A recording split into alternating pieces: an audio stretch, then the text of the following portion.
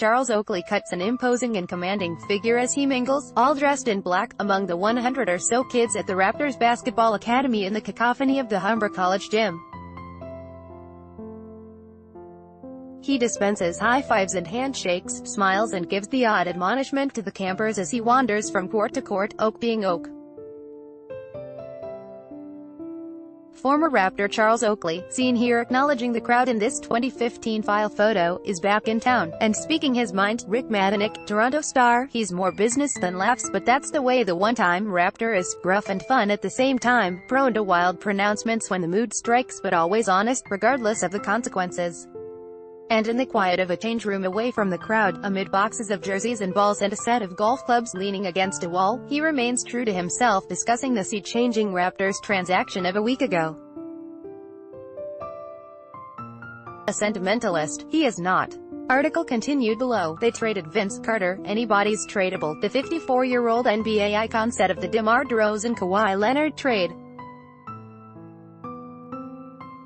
He was the best player, I think, in this whole Raptors franchise, the best player to ever come through here. You know, Kareem got traded, Drive.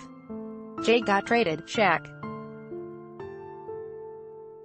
Just go to San Antonio and play. Read more. I wasn't treated with the respect that I thought I deserved. DeMar DeRozan still upset at Raptors president Masai Ujiri. DeMar DeRozan says thanks to Toronto Raptors fans' favorite Raptors memories from the building no longer known as the Icon, you would expect nothing less from Oakley, who has ever only sugar-coated something when he's been engaged in his culinary passion as a chef. Article continued below. Perhaps the best way to describe Oakley is as a basketball pragmatist. He understands the harsh realities of the game and of pro sports. He isn't one who will listen to much whining without chiming in and, when asked, will never shy away from offering an opinion. It may run counter to the thoughts of some, but it's real and often refreshing. I don't get caught up in that, the loyalty, he said in a wide-ranging conversation, as if there's any other kind with Oakley. They don't owe you nothing. They're paying you money, they're paying you to play, so whatever happens. I tell players who are playing who say, I don't like that coach, or, I don't like this coach, that at the end of the day, if the coach don't win, the coach gets fired. Sometimes players get traded, but the coach gets fired before the players. I think DeRozan is a good kid, he did a lot for the city, he's a humble kid.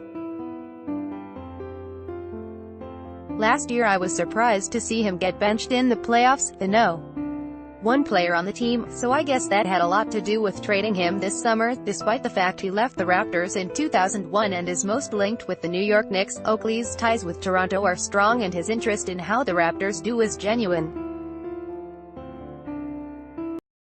He calls Larry Tannenbaum one of the top 3 owners in the league, and retains a legitimate affinity for the city. This a great place.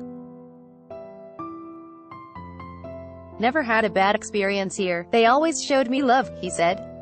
Quote, I tell people when you play basketball, you can't get caught up in the fans. The fans are going to have the last word. There's too many fans and only but one of you. I think they do themselves first class. Management always tries to look out for people. I think Larry does a great job. I love Larry. He does a lot off the court that no one sees. He'll go the extra mile for you. Aside from his surprise visit to the Raptors camp, Oakley is in Toronto for Friday's Big 3 event at the Scotiabank Arena, where he'll coach the Killer Threes as part of the 4-game, 3-on-3 extravaganza. He'll take time to catch up with some old Raptors friends, as well, and offer his unique perspective on the team's chances after the DeRozan-Leonard trade. If Leonard comes and plays like he did in San Antonio, anything can happen, Oakley said. You still got players, you still got bodies. One thing is, Serge Ibaka needs to step up more, stop shooting all those threes. The big guy, the center, what's his name, Jonas Valanciunas? He played good last year, they didn't go to him enough. Coach should have went to him a little bit more.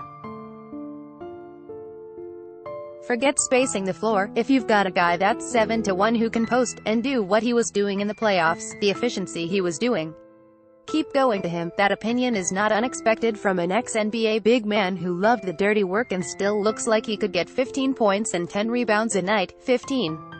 They let everyone shoot now. I'd get 20 easy. Doug Smith is a sports reporter based in Toronto. Follow him on Twitter, @SmithReps.